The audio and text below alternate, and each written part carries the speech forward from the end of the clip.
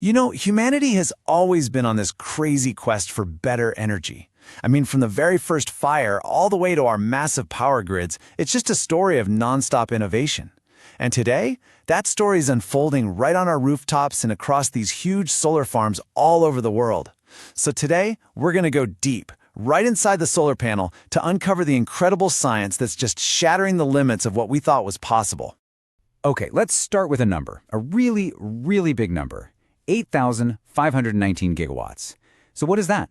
Well, according to the International Renewable Energy Agency, that is how much solar power the world needs to get online by 2050 if we're serious about our climate goals. And to put that into perspective, that's an 18-fold increase from where we were back in 2018. We are talking about a monumental shift in how we power our planet. But here's the thing, the really crucial point. Getting there isn't just about cranking out more solar panels. It's about making them better. Way, way better. And that's where we run into a bit of a wall made of physics. To really get why the new tech is so cool, we first have to understand the barrier they're trying to break. So we're going to go from that huge global challenge right down to the microscopic level, because that's where the real fight for every last drop of efficiency is happening. This brings us to a really fundamental question. Is there a ceiling? Is there some hard limit on how much juice we can possibly squeeze out of a single ray of sunlight? And the answer, as it turns out, is a definite yes. It's called the Shockley-Quisser limit. It was figured out way back in 1961 by a couple of brilliant physicists. Now, you should think of this as kind of like the sound barrier for a standard solar cell. It's the absolute maximum, the theoretical peak efficiency a single-layer cell can ever hope to achieve. So, why isn't it 100%? Okay, this breaks it down perfectly. There are really two main culprits here.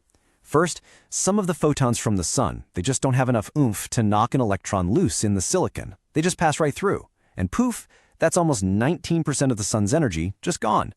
The second one, and this is the bigger issue, is that some photons have too much energy. A high-energy blue photon, yeah, it makes electricity just fine, but all that extra energy it's carrying, it just gets wasted as heat. And that right there accounts for a massive 33% loss. So, when you do all the math and you factor everything in, you arrive at this very specific number.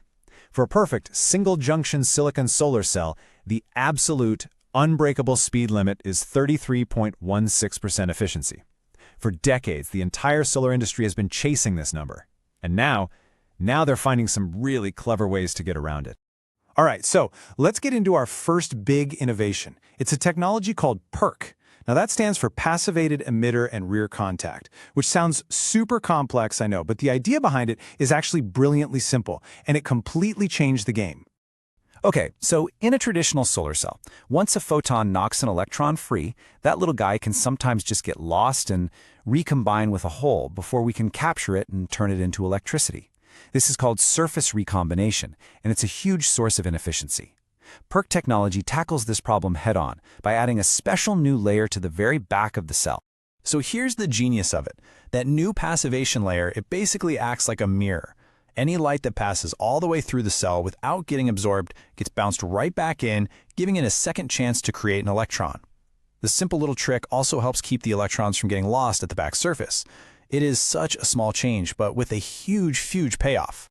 So just how big a payoff are we talking about? Well, studies show that adding PERC can boost a cell's efficiency from around 19.5% to over 20.4%. Now, I know what you might be thinking. Less than 1%? That doesn't sound like a revolution. But trust me, in the world of solar, that is a massive leap. This was the elegant hack that let the industry finally, and affordably, smash right through that 20% efficiency barrier. It changed the economics of solar forever. But of course, the innovation doesn't stop there.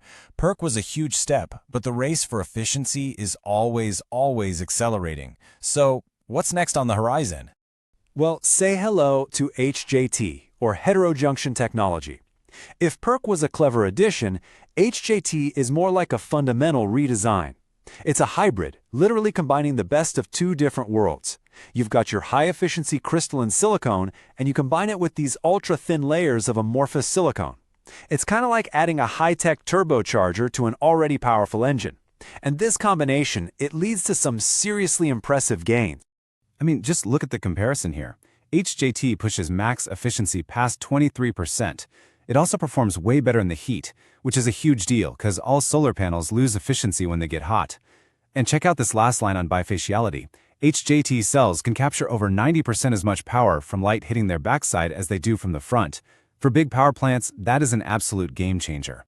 And believe me, PERC and HJT, they're just the beginning. Scientists are working on even more wild ideas. Things like multi-junction cells that stack different materials to catch different colors of light, or concepts like hot electron capture that try to harvest all that extra energy from high-energy photons that's normally just lost as heat. The race is definitely on.